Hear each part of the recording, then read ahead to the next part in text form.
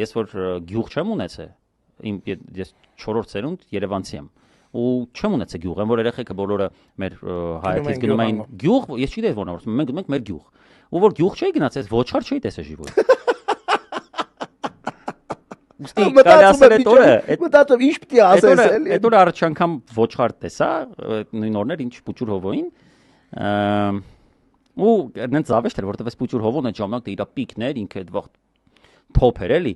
Ու բան էր, հիշում եմ զարմանալի էր իմ համար, թե ոնց է ինքը իր կնոջ հետ շփվում, որովհետև շատ բան էր ինքը ապել, ստրոգի էր։ Ասենք ինչ որ բան էին քննարկում կնոջ հետ, մենք էլ